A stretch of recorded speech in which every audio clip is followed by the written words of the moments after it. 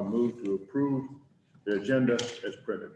Mr. Chairman, I will second that. It's been moved and seconded to approve the agenda as printed. Roll call vote. Thompson, Yes. Patton, Yes. Solosik. Yes, motion passes. Consent agenda. Number 2, approve minutes from the regular session of November 10, 2020. Number 3, accept treasurer's semi-annual report, July 1, 2019 through June 30th of 2020. See pages 7 and 8. Number 4, file clerk of district court report 11, 2020. General supplemental fund surcharge of $339.18. Accept the manure management plan update from Agers Farms, ID number 56995. Manure management plan received and placed on file with the following changes to the manure management plan. Change my crop rotation or optimum yields using manure analysis for determining application rates when applying manure. Number 6, yearly appointments commencing January 1 of 2021. Condemnation Compensation Commission, 1-year term. Owner-operators of agricultural property, those folks would be George Batinger, Ron Jakey, Daryl Gilmore, Gene Weimers, Trent Upaw, David Scott, and John Brockman. Real estate salespersons or real estate brokers include Dean Elder Jr., Martha Garcia, Deb Block, Christopher Broden, Bob Grimes, Val Alkire, and G. Ward Miller. Owners of city property would be Larry Southard, Mary Holland, Sarah Hessmer, Alan Hilleman, Howard Stegman, Ray Mitchum, and John Warden. Persons having knowledge of property values by reason of their occupation: Cindy Smiley, Reed Riskadal, Russ D. Paul, Art Crandon, Dean Elder Jr., Robert Thomas, and Leslie Nichols. Number 7, appointments commencing January 1, 2021. Marshall County Conservation Board, we will reappoint Tom Mack for a 5-year term. Green Mountain Street Lighting District, we will reappoint Jaylene Primus, 1-year term. Marshall County Board of Health, reappoint Dr. Ken Lyons and Kim Elder. Appoint Jim Goodman to 3-year terms. Zoning Commission, reappoint Bill Hobson for a 3-year term. Marshall County Zoning Administrator, Public Environmental Health Director, and Weed Commissioner. Appoint Todd Apfel for a 1-year term. Board of Adjustment, reappoint Eric Bidwell for a 5-year term. Marshall County Commissions of Veterans Affairs, reappoint Tommy Lamb for a 3-year term. Medical Examiner, reappoint David Bethel for a 2-year term. Judicial Magistrate, appointing commission, reappoint Paul Adams and appoint Becky McKibben for a 6-year term. County Engineer, reappoint Paul Geiwenfeld, which follows contract effective 12/1/20 to 11/30 of 23. Approve claims. Approve claims as audited and authorize the county auditor and recorder to issue payment of the same. The listing of claims paid at this meeting and all claims paid in the month of December will be published as part of the first meeting in January. I would entertain a motion. Mr. Chairman, I motion that we approve the consent agenda as printed. Mr. Chairman, I second that. It's been moved and seconded to approve the consent agenda as printed. Is there any discussion on any of these items?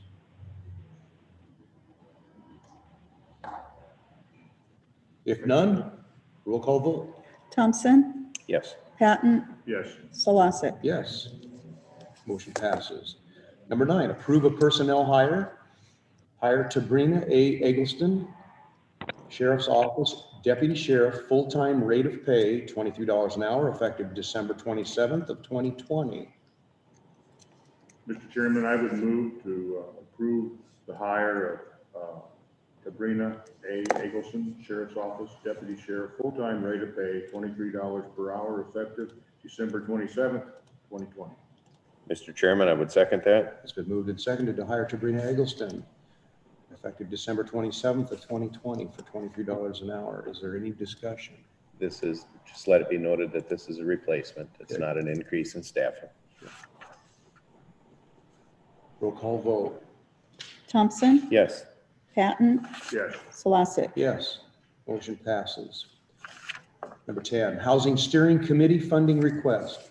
Discussion of possible action on a request from the Housing Steering Committee to the Marshall County Supervisors for a $250,000 commitment for the new homeowners incentive, which would be $2,500 a home for the first 100 new homes, matching the monies committed by the Chamber of Commerce and City of Marshalltown.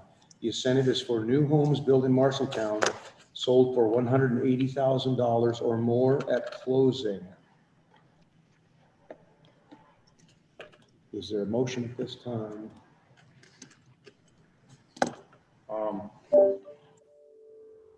I have been thinking about this for this last month, and Joe did a good job presenting it.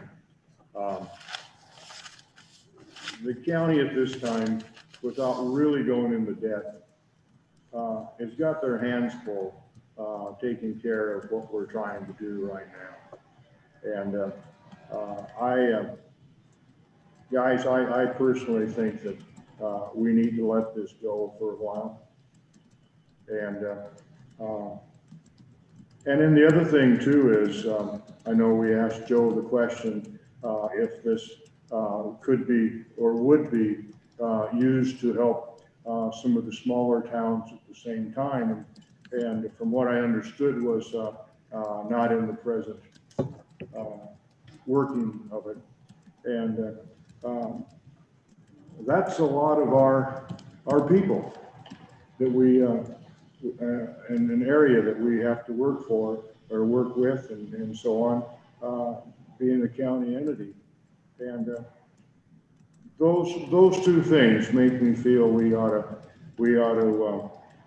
kind of stand in the sidelines here for now.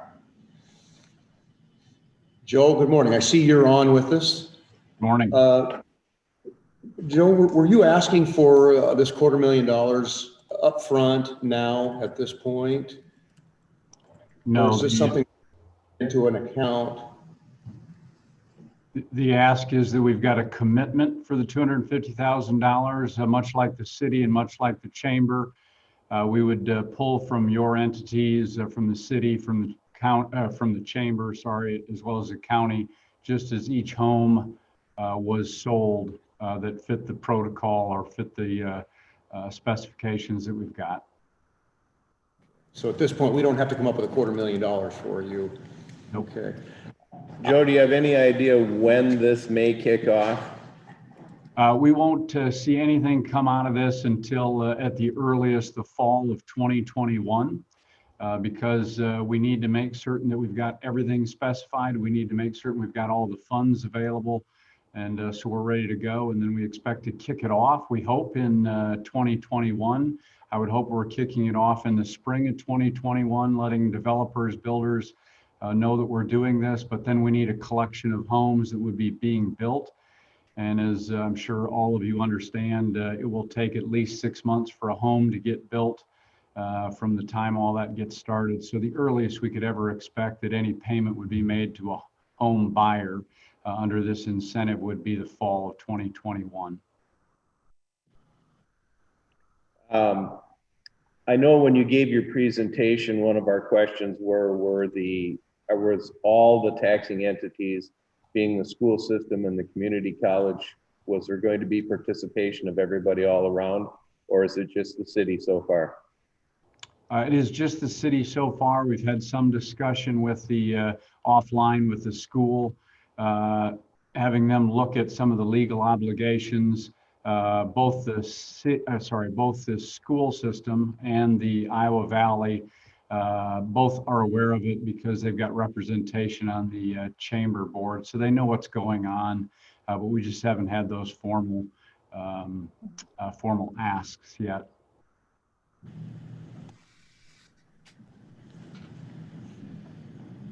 I've been thinking about this a lot too, and boy, I really want to see Marshalltown thrive too. I'm just having trouble with this $20 per home. I'm wondering, is there an opportunity to do anything tax-wise? Can we forgive taxes for 1 year on a new home? Does that change our position on it at all or not? I believe this was set up as there is a current 3-year tax abatement on the books. And this would be in lieu of that. So it would actually be 4 years, and if we were to go, no. If somebody qualified for this program, they would not get the tax abatement. This is a direct incentive to the individuals for building a home. That is absolutely correct, the way Dave laid that out. Steve, as I'm sure you're fully aware, anybody who would buy a new home, build a new home, they get a tax abatement for 3 years at 100%. And so this would be in lieu of that obligation that the county, that the city, any of the taxing entities have under that tax abatement program. And if you do the calculations, it's actually better for the home buyer to take the tax abatement. But what we've seen with the studies that have been done, home buyers want money up front, and so they'll take less money overall to do this. And it's actually virtually all of them are looking for money up front, and they are looking for that help on that down payment. So the $10,000 is a much better incentive than a tax abatement, which is on the books. So we would do this in lieu, so all the taxing authorities get some benefit from that standpoint, as they don't have to pay or don't have that loss in tax revenue for those 3 years.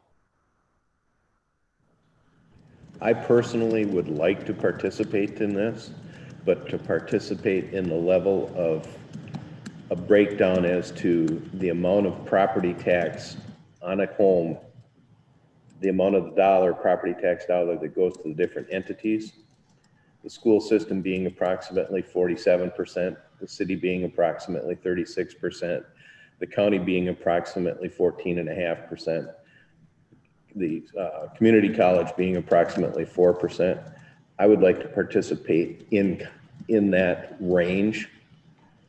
I struggle with putting in the same amount from the county's perspective that the city does. And my rationale for thinking on this is a return on investment.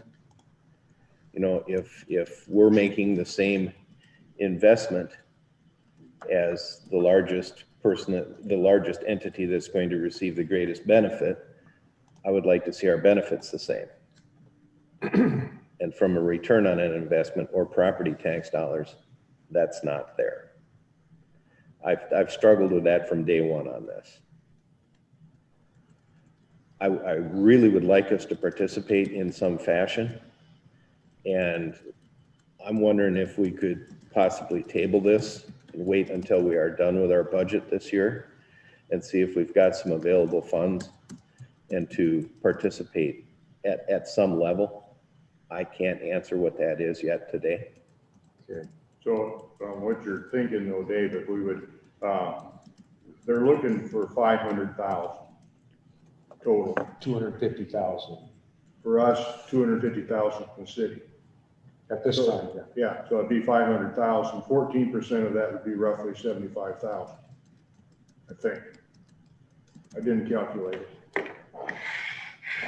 You know, if looking at your thought pattern, is that where you were? That's pretty close.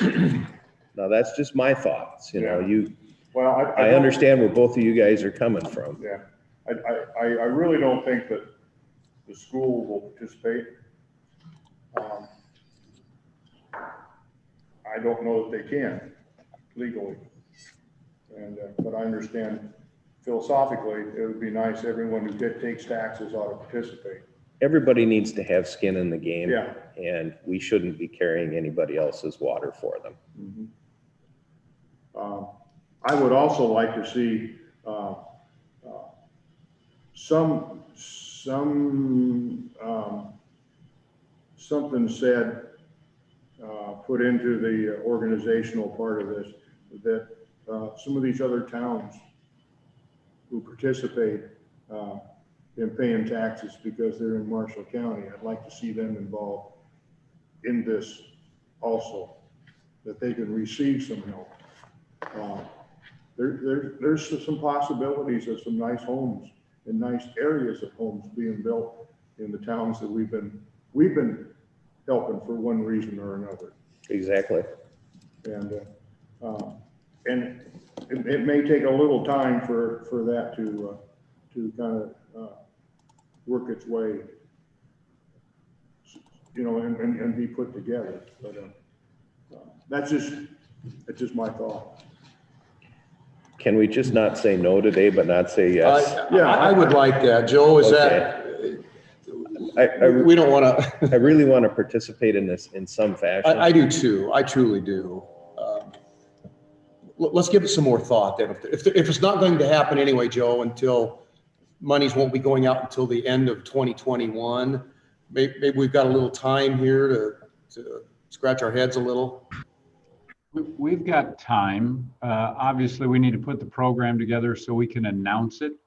And so it would be great if we could know sometime in early 2021, certainly within that first quarter. I think that's a reasonable situation to put us in, so that as we get into building season and these builders and developers look at this, they know what their, what our program is, so that we can have some publicity, we can announce this, we can work on that. But I would say to you guys, is it really just about property taxes? That would be the question I would have in my mind. Is that really the only revenue that the county has? And is that really the only thing that we have going on, is just, we're going to talk about property taxes? Certainly this is in lieu of a tax abatement, and you can argue that. But isn't it much like a Tyson's, or much like some of these other stores who do that investment and invest in the community hoping for a bigger return? And I think that's it. And so I would ask you guys, if not now, when? If not this, what? What have we done to really emphasize growth? And I get it, it's not the rest of the cities within the county, but certainly Marshalltown is the largest city in the county. It is the hub. We need that hub. We need the hub to succeed. And if we can make this happen, I think it will drive more excitement and the possibility then that we can do cities like State Center, that we can do cities like LeGrand, like we can do the rest of that, and then maybe get that excitement from those cities to do that exact same thing. So I certainly thank you guys for taking this into consideration and having this discussion. And there's no easy answer, certainly anytime you're looking for funding. I'm not a great fundraiser. That's not really what I want to do, but what I would want to do is drive this so that we can succeed in this city, we can succeed in this county. So appreciate the consideration. That's all I've got for comments, and Merry Christmas to all of you, and appreciate everything that you do. I think we'll have a pretty good idea on our budget and certified by mid-March. So we should be able to give you fairly definitive answers then. Thank you so much. Merry Thanks, Christmas. Joe. Yeah, appreciate it. Thank you, Joe.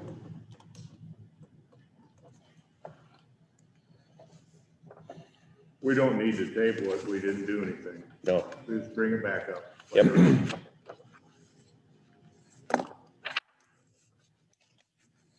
All right, we'll move on to number 11, financing for 2 future projects.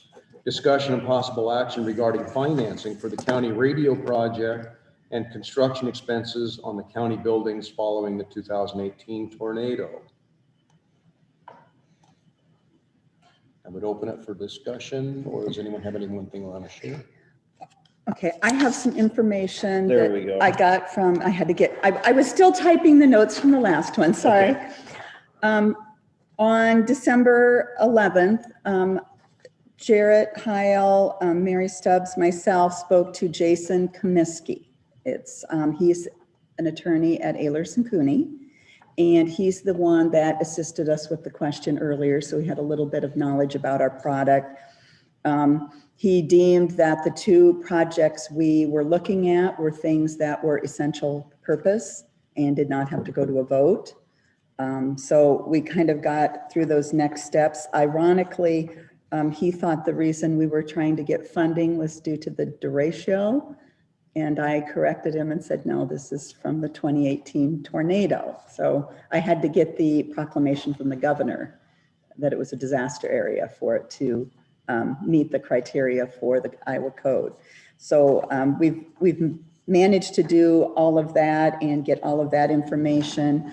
Then on that same day, Jarrett Heil and myself met with Jeff Heil for a few moments Unfortunately, I had to leave for election training because we had a special on the 15th. So we had a very short discussion about options and funding, and talked about that the money right now is, money's cheap right now.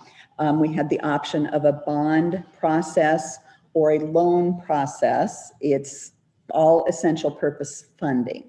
We just have to determine which way we would go.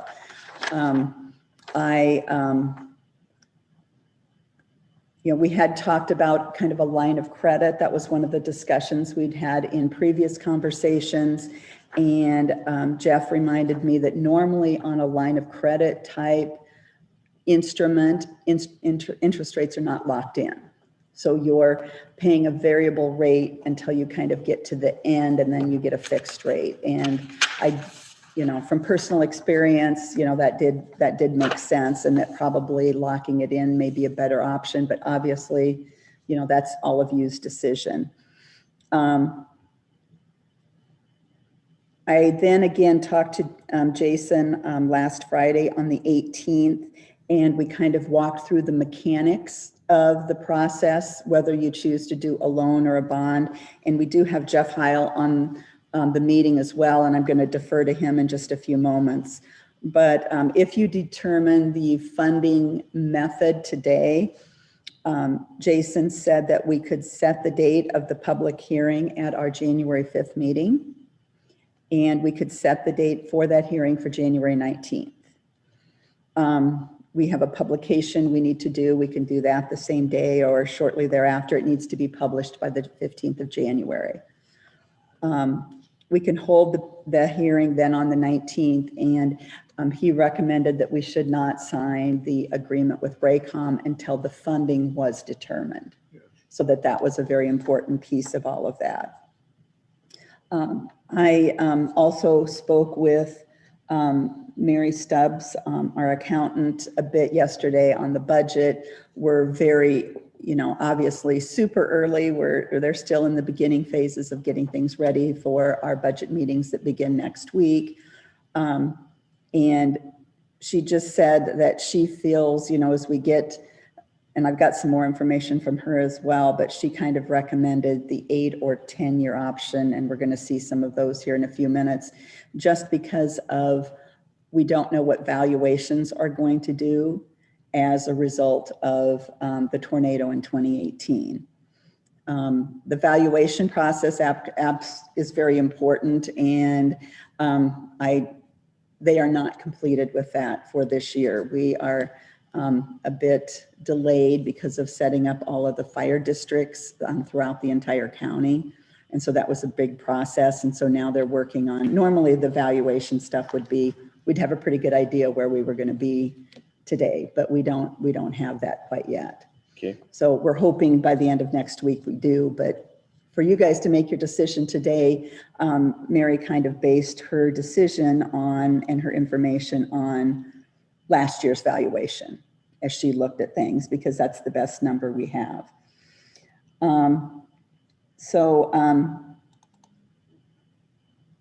When we look at the different rates and I forwarded you some information from Jeff Heil that's just over a $4 million either loan or bond, a debt of that. She said for a 6-year at the valuation of last year, that would be 34.83 cents. For an 8-year, it's 26.52 cents. And for a 10-year, it's 21.5 cents. Now, You give me that 10-year again, please. 21.5. Okay, thank you. The other thing that Jason recommended, as did Jeff Heil, is that we say the worst case scenario for how much money we need during our public hearing and, making all our publicity. And then when we really get to the funding, we draw it back to where we really need to be. We can always borrow less, but not more. Yes, and he started to talk about another county that had an issue, and I finished the sentence for him of a county south of Des Moines we don't want to be in that. They also had to go to a vote, so ours is a little bit easier if something went that direction. So I'm going to let Jeff kind of share some information he shared with me yesterday regarding kind of the difference between a loan and a bond, and you know, and just let him kind of share that. I got a couple questions before we get to that. Absolutely. Have we heard anything back from different fire departments as to what their dollar amount needs, they were going to need for radios? I've got about $700,000 in our estimate. I've heard 3 no's, they need nothing. I've heard from one who has a $45,000 total that they may need some, which is the other thing that could happen, is that they don't need all of their funding either. They need some help with funding, but not 100% of it. And I've not heard from anyone else. The communication that Brad Font sent out and copied me on said that they needed to respond by the 18th of December to me. The reason I put all the money in there is I know they haven't started working on budgets either. You know, they don't have, they'll start after they get their valuation, and they're going to be a lot smarter here about 6 weeks down the road as well on where they're going to be. They're going to shoot theirs high, just like we're talking about it. Mm-hmm. So that And our total amount on the Raycom contract was what? The total amount is, it's 2.6? just under 2.7. Okay. And there was about another 260,000 contingency for things coming up. So I put both of those numbers in there as well. yeah. So it's right at 3. Yeah, just under 3. We also inflated the number that we needed for the construction in the courthouse and the annex. Things are getting a lot more set. Our bids are in. There's a couple little unknowns yet, but we've definitely got that number inflated as well. So I think we're very safe on the number we're using. So we're looking at 3 different purposes here. 3 different purposes. Jason did go into some more detail on the options on the fire department funding. You know, he said the city can get a loan and the townships could work with the city. You know, it could be done that way versus through the county. Yeah. If the county gets a loan or a bond, we would, the only thing he recommended, we'd need 28E agreements. A lot of conversation was whether any usage of these radios was for any private entities like ambulance and services. And I said, no, our other ambulances, the state centers is part of the fire. So he said he ran into that in one county and that caused some issues. So he said it looked pretty clean from that respect as far as the funding for that mechanism. So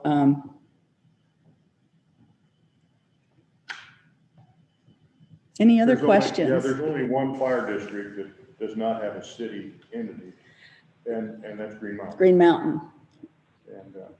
And because we've been trying to help them with a building, and so we'll have to do the same. Yes. And I mentioned it earlier, us setting up all the fire districts, you know, in each township, that's making our valuation process a little behind. They're actually the ones that spurred that. We knew that we needed to do it. We a meeting last November, the state said, this needs to be done. All the counties need to do this. They said it doesn't have to be done immediately, so we could have done a phased-in approach. After discussion, we felt like we might get burned, and we just decided to do it all and be done with it.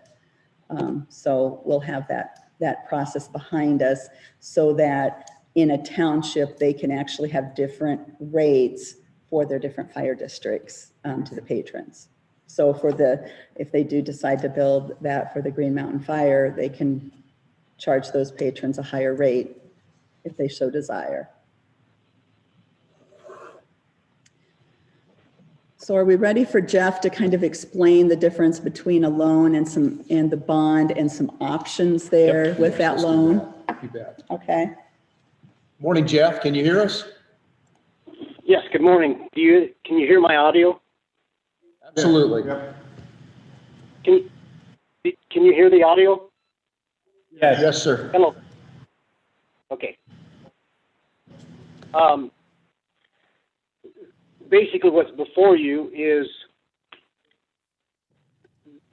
Jason wants to set a hearing, and he needs to know whether he's going to list it as a general obligation bond or a capital loan note.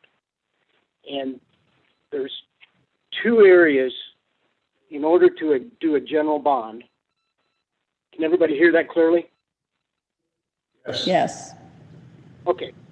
To do a bond, it's going to be a public sale, which is going to be a public auction, which it's an all or none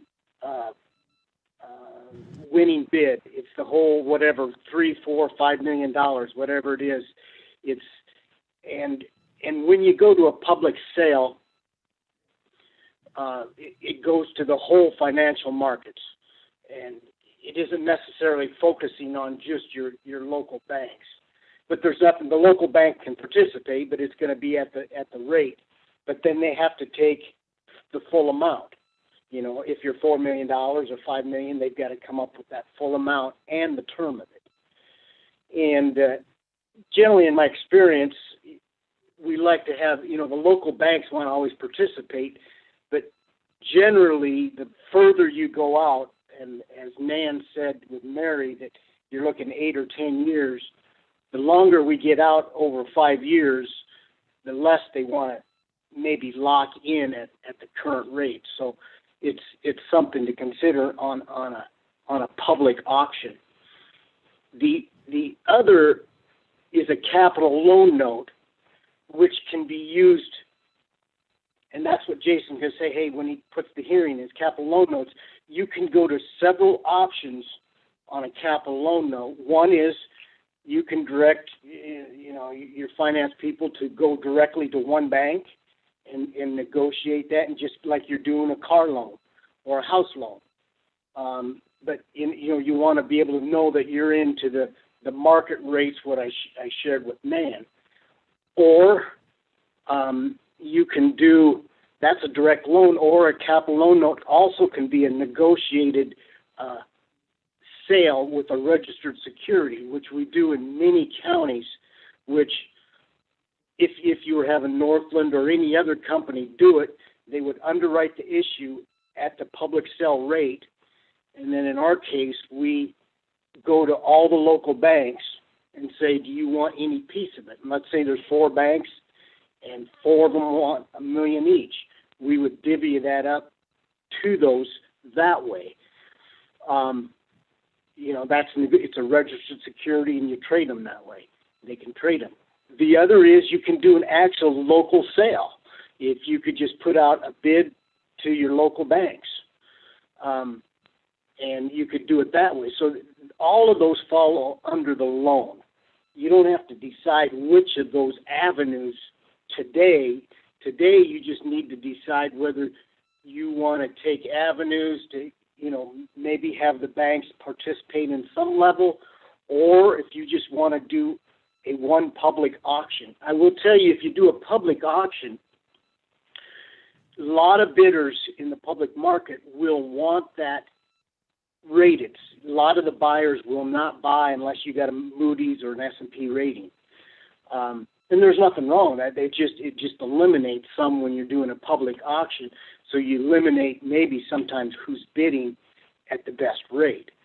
And you can talk about that later. You don't have to decide whether you're going to do a rating yet. My experience is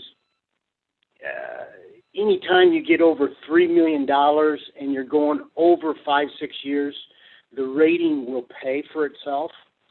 But if you're going shorter term and smaller, you know, less than $3 million, it's about a $15,000 fee from Moody's or Standard & Poor's to get a rating. And I would anticipate, man, does the board have that rate sheet, that colored rate sheet? that I gave you? They have the rates that you sent to me last week, not the information just sent this morning. Okay, Because well, I had swearing in and I right can get- before the board meeting, but well, you know, and you can share with them, you can see the difference in the rates, whether you go rated, non-rated, or rated. Right now, probably the rating, I would speculate, knowing what Marshtown history, you're going to either be an A+ or a AA- probably, and that's roughly about 10 to 15 basis points difference, you know, a rating versus a non-rated. But that's just something you need to know. If you do choose to do the bond with the public sale, you probably, for sure, probably need to go to a rating. So the bond market, again, is a public sale with a rating. The capital loan route that Jason can go either capital loan or a corporate bond.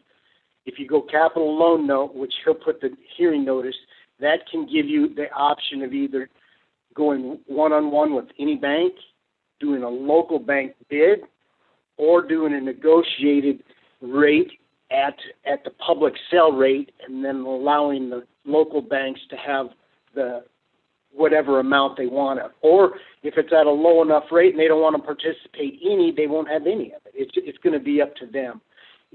I have a lot of counties go that route because they like to participate with their local banks, but if the banks don't want to bid at the public sale route, they just pass on it. So that's sort of a nutshell. Any questions knowing difference between the corporate bond hearing notice versus a capital loan note hearing?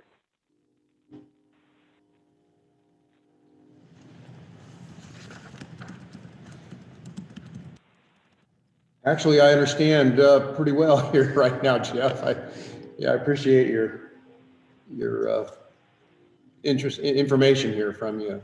So. and he told me the same thing yesterday, but he says it's so much better when he explains it. Yes. It's Yep. just, I find great humor that we don't have a rating because We have no debt. because we've been debt-free Yeah. for so long. It's It's- kind of like it's no kind good of- deed goes unpunished. that's kind of that's exactly You know, what I thought is, gee, that seems backward, but okay.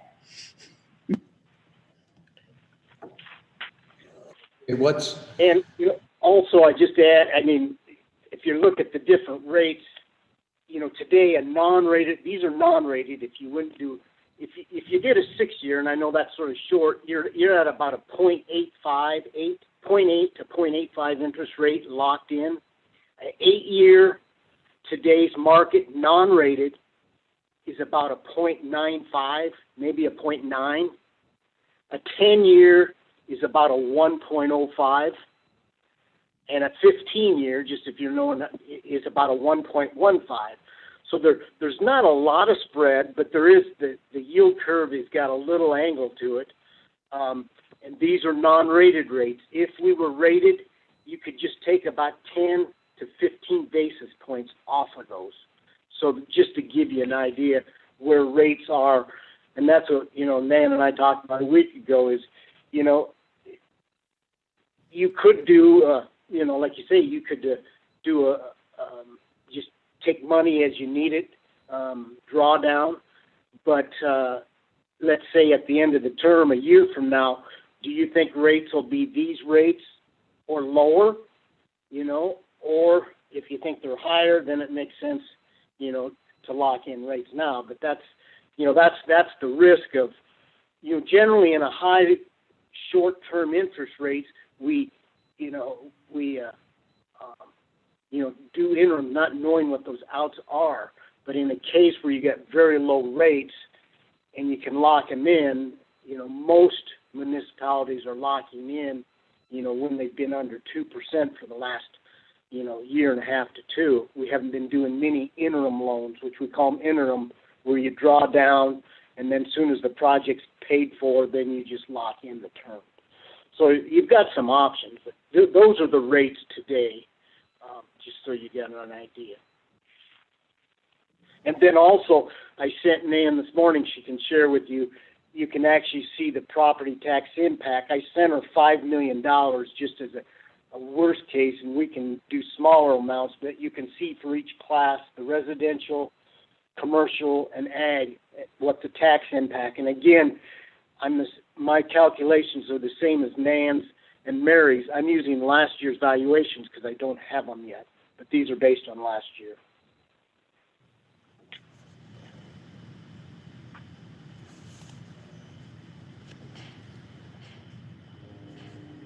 Any questions, comments?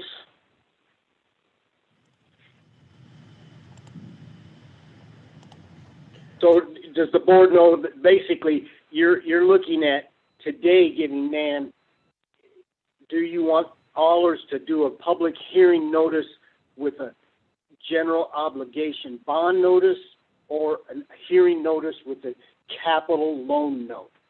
That's really the thing you need to know today, is so you can get to Jason. And from there, a lot of the other things we talked about, the length of the terms, the rating, how you actually want to do the local, you can decide those later as you get closer to when needing money. But today you need to just set that hearing, get ready to set the hearing, because you can't legally sign the Raycom agreement until the hearing's done. Then once the hearing's done, you can sign the contract, and then it's setting up a timeline of really when do you need a few amount of funds, and when do you think, you want to lock in the rate. Are we prepared to do that today? Can we make that decision? I know where my feelings are going to be. I don't know if you guys are. I'd like the capital. I'm looking at the capital loan with banks I am also, within our. for a lot of reasons. I believe just what Bill said, we need to keep it local. The job you save may be your own. I know there's not a lot of demand at our local banks right now for some of their funds. And I think it's important that we shop local and keep it at home. Give our local banks the opportunity to do business. There's a little more flexibility with A little more flexibility. with our local banks too. When we finally get it set up, I'd like to make sure that we have no prepayment penalty on this. Yeah, so that once we get past this interim squeeze that we're in, for lack of a better term right now, that if we have the good year, like we have underfunded a couple things and given us some substantial dollars, we can make some fairly large principal payments and not have it affect the levy rate. And it'd be a simple interest thing too. Simple This thing interest. drops down as we go. Exactly. That can save us money. Well, you're not having your bonding fees, you're not having the rating fee, you're only paying on it as you draw it down. You're also reducing it as you pay it off. My particular opinion is without question the loan. And so at this point then, guys, do we just need a motion that this is the route that we would like to take? I believe that's what I'm That's what I hearing. need to be able to set the date of the public hearing Okay. at the next. We need to know whether you want a capital loan or a bond. That's, Well, then, Mr. Chairman, I would move then that we set this up with the capital loan using banks within Marshall County. Mr. Chairman, I would second that. Okay, it's been moved and seconded to go the capital loan route and using our local banks as much as possible. Local meaning county. Yes, within the county. This spreads out a little bit. Yep. yeah. And that's what Jeff explained to me, is that he could start right here in the county with all that they were willing to do, and then go out into Iowa is the next step. Yeah. So again, keeping it in my mind, local. Well, You know? I've got the email from Jared also, Yes, that he had rough rates in the 1% to 2% range, and we've got a 1% range here. And boy, I'll tell you what, if we can keep it in our local banks and be that close to what a bond on the national scene would be, It's unquestionable, shop local.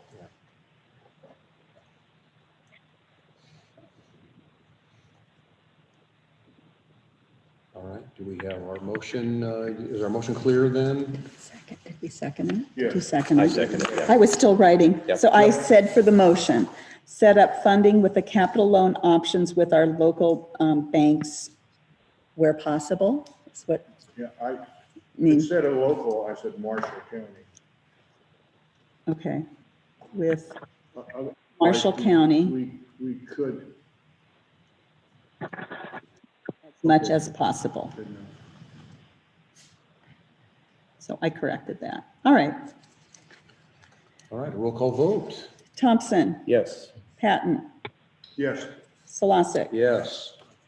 Motion passes. now,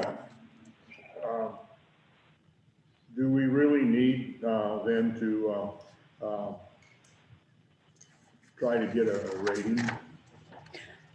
No, that's Not for with the the loan. bond. Yeah. That's for the bond. We We, don't have to do I that think it's here at all. 15,000 we don't need to spend. no. Okay, that was my Mary, thought. Mary will be very appreciative. I'm just gonna say that. Going this direction.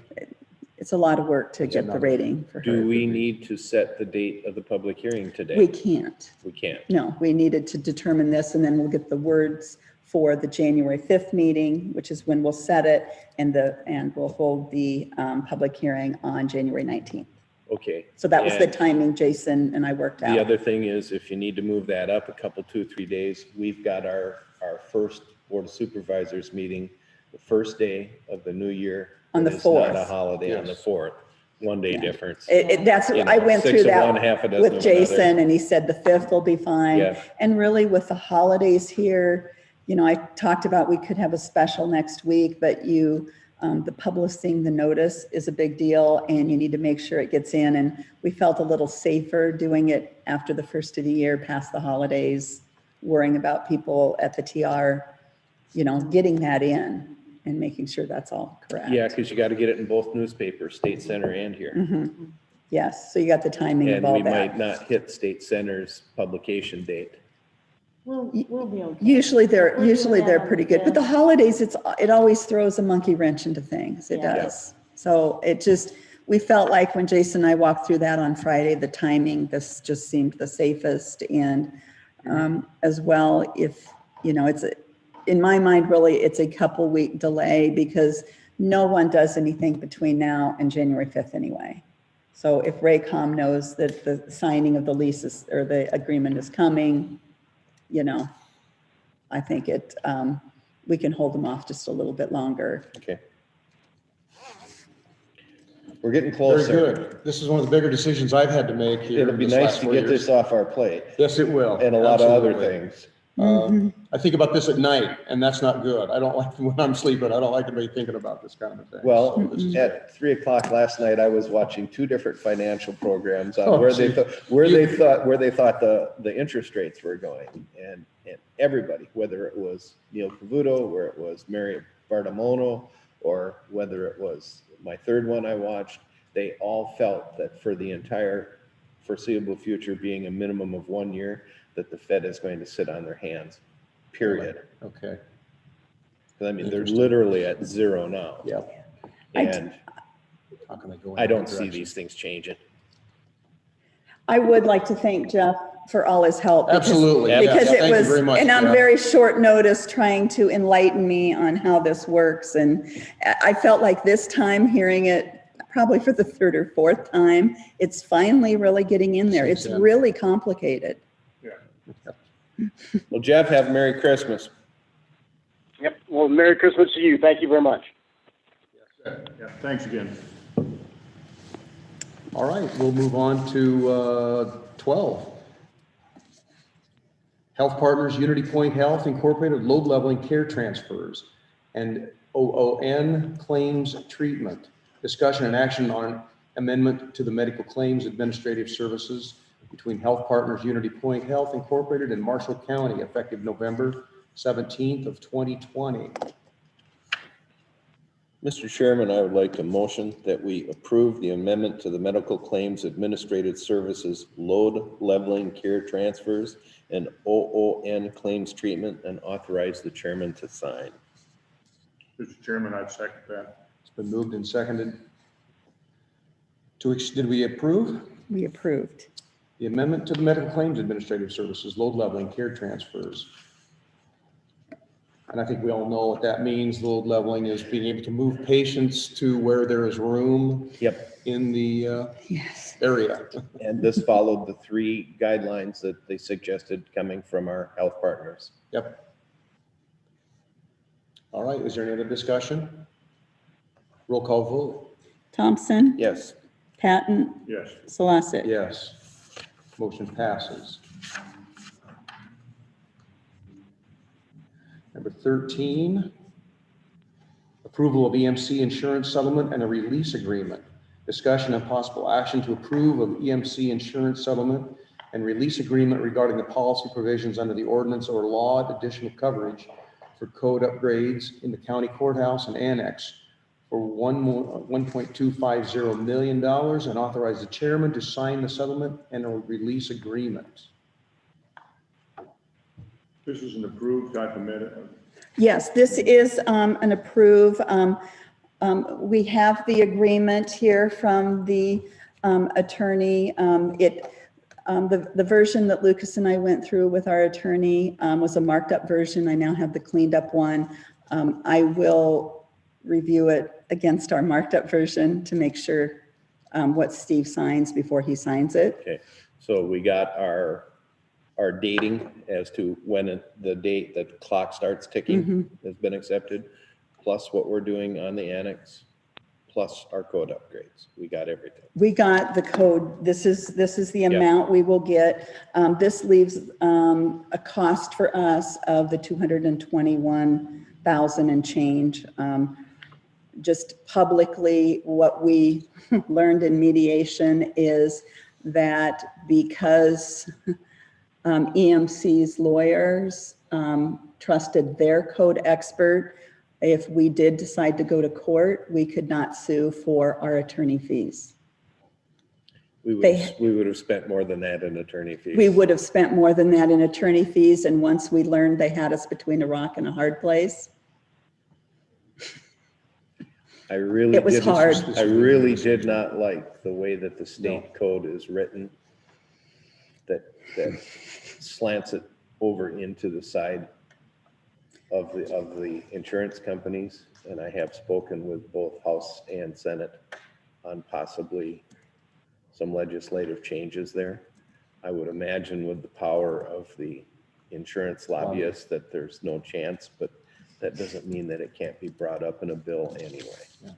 Been this way a long time. It sure has, but just because it's been that way a long time doesn't make it right. No, it That's doesn't. true. But I now learned why Iowa's the insurance capital of the world. You got it, because we're a safe haven. Yeah. Well, Mr. Chairman, then I would move to approve the EMC insurance settlement and release agreement. Do we need anything else in the motion? No, Mr. Chairman, I will second that. Been moved and seconded to approve the EMC insurance settlement and release agreement. Any other discussion? Roll call vote. Yes. Patton, Yes. Solosik. Yes. Can't get that out of here fast enough. One more thing off our plate. Okay, number 14. Approve the EMC insurance policies holders release. Discussion and possible action to approve EMC insurance policy holders release for the county shop building for $774,229.12 and authorize the chairman to sign the release. Mr. Chairman, I motion that we approve the EMC insurance policyholders release for the county shop building for $774,229.12. Mr. Chairman, I'd second that. It's been moved and seconded to release EMC insurance policyholders release for the county shop building. I will provide a little more data on that. That was a 70% settlement amount. They did, there was some damage following the derecho where that building went into a building to the south. That was crossed out. I will again double check, make sure that wording is acceptable and that that is still in there. And so this is what's funds will be used to help update the old fire station to be used as a building and ground shop in the election center. And then the remaining proceeds can be used here on our construction project here in the courthouse in the annex. And it builds the wall. We have that in our cost. So it's the demo of the building wall and that. Now, back to it damaging the building to the south. That's a separate claim. It's a separate claim, but it just made us nervous. Okay. We wanted to make, when they talk about releasing all claims and, Yeah. you know, you just, They're sneaking that one in there. we think it did because they were very eager to get these through. And I thought we would have a special, you know, a week or so ago. And then all of a sudden it was radio silence when we made them update that. Okay.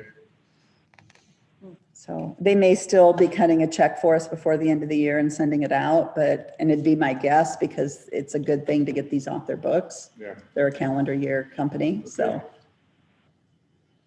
All right. Roll call vote. Thompson, Yes. Patton, Yes. Slosik. Yes, motion passes. These are discussion only items.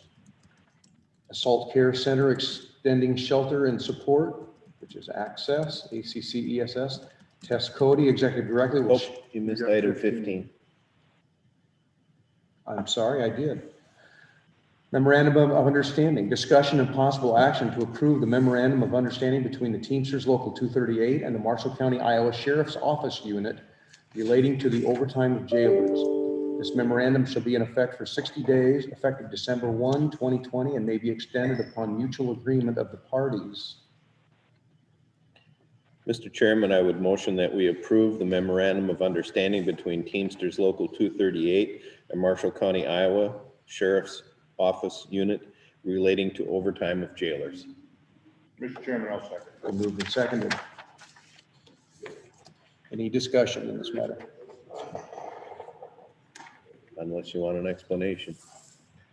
Well, we've watched this thing, so we'll see. Okay, we're good. Roll call vote. Thompson, Yes. Patton, Yes. Slosik. Yes, motion passes. Now we're on to discussion only items. The Assault Care Center extending shelter and support. ACCESS, which is Tess Cody, Executive Director, will share information about services they provide to Marshall County, the number of people served last year, and what is on the horizon for next year. Tess, are you with us this morning? Yes. I am. Can you hear me okay? Yes. Good morning. Good morning. Wow, we just want to start by kicking it off and saying thank you. I feel like the last year, but also just even focusing on the last 9 months has been a really difficult time, especially to be in public service like yourself with the storm and the pandemic. So huge thanks, and thanks for taking out a little bit of time to hear about what's going on with our agency. As you all know, we serve survivors of domestic abuse, sexual abuse, homicide, and other violent crimes in Marshall County, and as well as some adjacent counties. And as you will be unsurprised to hear, the last year has been an interesting ride in the terms of victim services. And much like many nonprofits, we've been adapting as fast as we can. And we've been, I would say some of our adaptations have gone super well. Wanted to highlight some of those. Some of them we've learned things and are not doing them that way anymore and keep pivoting because that's the nature of response to a storm and a pandemic. But as a big kind of, if you're a numbers person, big overall report out for the last fiscal year, this would go through July data or June data. Our fiscal year starts July 1. Oh my goodness. So it includes some of our pandemic response. And I would acknowledge with these numbers that for us, we saw the biggest dip in requests for services in right around April. So that time period when a lot of people, I think, were just really hunkering down. But we served 392 survivors from Marshall County last year with over 2,500 hours of service. And we provided 792 bed nights of emergency shelter in that time.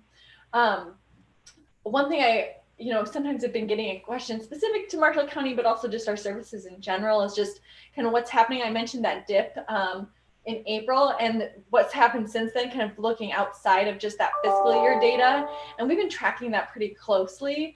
What we saw was a decline in people requesting services in the second half of March into April and early May. And then from there, we've just seen the requests for service and the kind of needs for support through kind of complicated situations really increased from that point forward. So by midsummer, we were back to providing similar numbers of hours of service that we were pre-pandemic. And we've just seen that continue to rise, especially within our domestic abuse services. And I think within that, one thing I just wanted to make sure I highlighted is just an ongoing trend. Especially, I suspect that this will be affirming to some of your experiences in terms of your storm response and many other things that you all have been navigating as well, which is a multi-year trend we've seen within Marshall County, which is an increasing need for emergency rent, utility assistance, and challenges in finding affordable units in good condition. Last year, fiscal 2020, we provided over $32,000 in emergency rent assistance, deposit assistance, and car repair assistance to Marshall County survivors. The bulk of that was rent assistance. And what we're seeing, I would say, just in the last couple months, is that need just really increasing. And we're partnering with the Bridge Home and YSS around some rapid rehousing homelessness prevention programs in response to the pandemic and administering dollars for that kind of emergency housing help. I think it's been interesting the last couple months.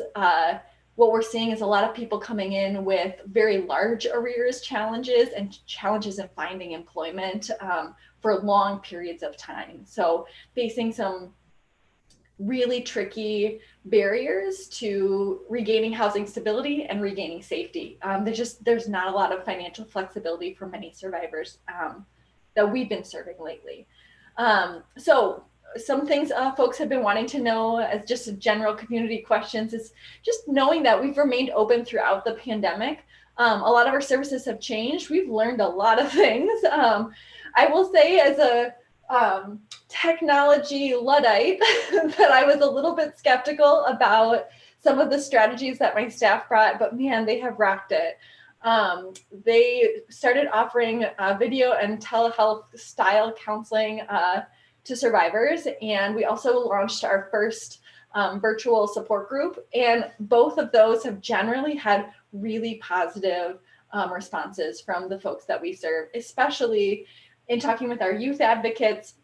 They've talked about how some of the kids that they serve have opened up in ways that would have taken many sessions of rapport building. And there's just something, oddly enough, something about a little bit of distance and feeling comfortable sharing. And so oddly enough, some of the video counseling has actually worked really well for those particular survivors. It's not for everybody. I think that, video-based counseling, again, it's not for everybody, but for a good chunk of survivors, it's been really powerful.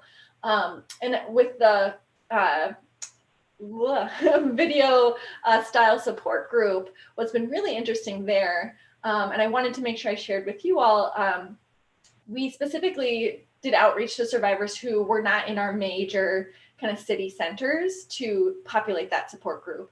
And that was important to us because historically we've had a really hard time offering support groups to folks who are in small towns and small communities, because you get like one survivor who's like really interested in a support group over here and then one over here, but they all live an hour apart, and so you can't get them together. And this felt like a great way to out the gate prioritize those survivors and find ways for them to connect. And it went really well. Lots of the survivors talked about how not having to worry about transportation and actually not having to worry about childcare because they were doing it from their home was really helpful to them in terms of making it accessible for them to participate. I know that, especially I think about the time around the derecho when I felt like we were all without internet for a month. It was a bit of a challenge for some of these platforms have been a challenge for some survivors to access services. So keeping that in mind, we have worked to make sure that we are providing actual cell phones and things like that to clients who do not have them. so they can continue to access service. That said, though, I think in general, moving forward, we will want to, just having seen the success of doing services this way for some of our clients, we'll want to always make sure that even post, and whatever post-pandemic even means as a phrase these days, this is a tool we want to keep in our toolbox. So I'm really excited about that. The other thing I would mention is I talked a little bit about that large need for emergency rent assistance that we're seeing. We started processing all of our paperwork electronically for rent assistance, and that has actually been super helpful. It's allowed us to actually increase some of the speed with which we address some of those emergency housing needs. And so that's been a huge positive as well. So again, one of those extra tools in the toolbox that we will keep as we go. We had to adapt our emergency shelter. We have, you might remember from times I've come in the past, we have an emergency shelter apartment in Marshalltown. And because of some CDC recommendations for the pandemic, we used to double up single individual adults in a room, and now we can't do that anymore. And so it's made our housing system much more rigid. And so because of that, we've struggled to provide the similar level of bed nights that we normally would in a time period. We did receive some newly allocated CARES Act dollars. The state's a little bit delayed in how they move those federal monies through, but we did receive those. And so we're going to start some partnerships with some extended stay hotels to try to offset some of the needs, because we're seeing that need for emergency shelter also start to climb and increase. Shelters across the state have had to reduce their bed counts. And so that rigidity external even to our service area makes it hard to refer people to other places, but it also means lots of people requesting service from us. So it's just been a little bit of a challenge. But we've stayed open providing emergency shelter throughout. We've always been open, so that's been good. The other thing I wanted to sometimes get the question about, like, oh, what other things have you been doing in person? And so we had a brief period where we we had a period of time, it was brief is relative, where we tried to do that kind of telehealth style version of sexual assault exam accompaniment. That did not work. We learned that one. So we are back to providing hospital response and police reporting in person. In addition, we provide in-person accompaniment if folks are doing a deposition prep, some of those court system needs. Those are just some of those things that you just can't really replace virtually, is what we've kind of bumped into. We tried things, we've learned, which is good about the continued adaptations. I feel like that's a theme for so many people in this time period. The last thing I wanted to highlight, just to make sure that you all were aware of something that's happening for our agency and agencies like ours across the country, really. Access receives federal pass-through dollars from the Victims of Crime Act. It's called VOCA for short. VOCA gets populated at the federal level with prosecution of white-collar crime, the kind of the penalties that come from those prosecutions. The way there's some problems with how that fund actually streamlines like dollars into that particular pool of funds. And so there's a proposal to kind of fix the funding stream that has not passed. And the trouble with that is prosecutions of this style of crimes have been significantly decreased in recent years. And so there's a projection for allocations continuing to decrease up to 70% in the next few years. That's a big deal for agencies like ours. VOCA dollars, those federal VOCA dollars make up about 25% of our agency total budget. And nearly all of those dollars support staff time, specifically within our sexual abuse program and our violent crimes program. Congress, like last night, as it always happens, they just passed some more budget bills, and part of it included some VOCA dollars for this particular fiscal year. Even with what they passed last night, it's a 25% cut to the federal VOCA dollars. Just cut isn't quite the right term. Approving 25% less dollars in VOCA grant allocations nationwide. We don't know yet what that will mean for Iowa, let alone what it'll mean for us as a local provider. but we're nervous. You know, the longer this funding problem persists, the more we're going to feel it. The state shielded our agency and many agencies the last couple of years because they had just been able to prevent. They kind of evened out over the cuts over the course that there's a big spike in VOCA dollars a few years ago, and so they held back some of those dollars to even out the cuts. So we actually only experienced a 3% or 4% cut last year, but we're anticipating this year that they won't be able to do that sort of shielding again. So I don't actually know what any of that means, but I just want to make sure that our local partners are aware of things that are happening with our agency. Services wise, I feel really proud of my team. I think that they've tried to stay nimble. They've tried to think outside the box in a really unpredictable time. And I think that they've done a fantastic job of making sure that lots of supports and services are still available for survivors. And we'll continue to think nimbly and creatively as we face our budget challenges, and we'll communicate with partners as we know more. I think those are my big things I wanted to make sure I shared out.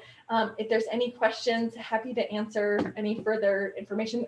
I have limited knowledge about the VOCA stuff, but I will gladly field any questions that you have. The bill that was passed by the federal government here last night or yesterday, Yep. Is that going to help on your end with rents and people that are behind on rents, or does that trickle down to you? My hope is yes. So in the two previous CARES Act budgets, when they said that they had rent assistance dollars that came through something called the Emergency Solutions Grant, which we were a recipient of a portion of those. So I haven't checked to see if it's the same kind of pass-through mechanism, but it potentially will help in that respect. They also had some dollars that came through to the state for that, and they've used for like that eviction protection program. And we've been referring heavily folks to that program. So even if we aren't able to directly provide the assistance, can we get that? If they're qualified for this other program, can we help get them into that program instead of helping them ourselves directly? So my suspicion is that whether it comes directly to us to administer the dollars, or those dollars are just with some other entity we can kind of help people feed into, it will be beneficial. I don't think I've heard any information from the state level of what their plans would be if those dollars came into the state. Mm-hmm. Any other questions? No, you kind of covered the whole gamut there for us. So. I know, packed in there.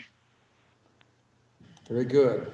Thanks for your time this morning. We There's appreciate not it. going to be a test, is there? No test. No, Okay. please don't send us a test. No test. Well, thank you all. And again, thank you for your support. And I'll keep you posted if there's any kind of big changes that you need to know as the future unfolds. Thank you. Thank you. Okay, we'll move on to 17, public forum. It's a time set aside for the public to make comments on topics of county business other than those listed on this agenda. No action will be taken on any of these topics brought up in the public forum. I have one item. We begin our budget meetings. Our first one is next Monday, the 28th at 10 a.m. And we have those currently scheduled to occur at Great Western Bank in the boardroom. But I'm wondering if we need to offer a Zoom option. I've had a request that just came in during this meeting for community services, which is our first one, that they want the finance director to attend, and they want to attend remotely. So that might be a safer option too. So do we want to republish? We'll all just know to move them here and I think, yeah. offer it, put the Zoom option on this. It didn't even occur to me until I think Mary wondered about it yesterday when her and I The only spoke. question I would have had is with all the demolition going on Second with the noise, but I think we'll be okay. It could cause some issue. Well, they got most of the loud stuff, I think, done. The wood coming off, I'll just say, was really loud, which was great. Progress is wonderful, and we can live with that. But I'm thinking we maybe want to do that and offer that. I'll visit with James about the Perfect. length. Yeah. I would Same link. think we could use the same link and put this on there and just update our posting. Yeah. And I can let the department heads all know via Mhm. email. Yes, and that'll be great. Lisa Soder was the one Yep. obviously asking for the 10 o'clock, probably planning and zoning. It's historically not a highly attended thing by anyone outside, like at all, in the 3 years I've been here. In my years of doing budget meetings, there has never once been anybody that came. Not once. And we've had very few come to our board meeting where we approve these things either. Correct. And And really the better ones, if the public's interested, are those ones near the end where we, talk about all of the groups and how what the outcome's When we looking bring like. everything together and Uh-huh. set the levy rate Yes. and the rest of it. When you're Yeah. talking about all those, that's a whole lot more how it, It's where the rubber meets the road. and no one attends that either. No. So is the Zoom option primarily for someone else that wants to come in, not necessarily department heads? Oh, it's open to the public. These are all public meetings. Right, but I mean, But I yeah, mean- even if a department head feels that they want to attend by Zoom, we Okay. need to Sure. respect that right. All righty. In this room, I feel like we can social distance better. Yeah. And we could add another table or two down where Bill's sitting to spread this out, where we could do a little more. I know I can sit closer to the TV. We can get 3 along the Oh, sides and. you and I can move this way real easy. Mhm. So we can make it so that this is even a little bit better for a little more room. When we've done other meetings, you can kind of see some chairs further out in the room. People that don't need the table can also sit further away, just so that we can have everybody far I'd enough away. appreciate if the department heads only bring pertinent individuals rather than the whole That group. attend live. I think they can, the Zoom Yeah. option would give other people a very easy option. yeah, Haven't we done Zoom meetings in the past in our boardroom? We have, and maybe James can get it all set up so it'll work every time. But I there's been will, some issues with. I will tell you that I have issues when I use it over there. The internet is not as good there. Okay. That's the problem. You Okay. can't have video and the audio starts, you hear No consistency. breaks in the talking. So we it, did and that when we moved in over there. we knew that. We knew that it was weak. That's why there's not 2 monitors on most of the desks. It just, Is that the only meeting we got Monday then? no, we have 10 and 11, back to back. Okay. Community services and planning and zoning. Yeah. And I know we're a little late to publish the Zoom part, but we still had put this up anyway. We're just Yes, we did. adding another means for them to join the meeting anyway. Yeah, we're good. So, and it'll be good for, obviously, the finance person needs to attend for community Yeah, services, and both community services and planning and zoning should be very short meetings. Okay. Anything else that needs to be brought up under public forum? Just wish everybody a very Merry Christmas and stay healthy and safe. And you too. We'll move on to adjournment. The next regular sessions are Monday, January 4th, 2021, and Tuesday, January 5th, 2021 at 9:05 a.m. All business to be acted upon at both of these sessions should be submitted to the county auditor, recorder's office, or the Board of Supervisors office by Wednesday, December 30th, 2020 at 1:00 p.m. There being no further business to come before the board, the meeting is adjourned at 10:26 a.m. And please note that that is a day early due to the holiday. And it's for 2 agendas. And it's for 2 agendas, both the 4th and the 5th, so. Cool. Merry Christmas, everyone. Merry Christmas. You too. Yeah. Bye.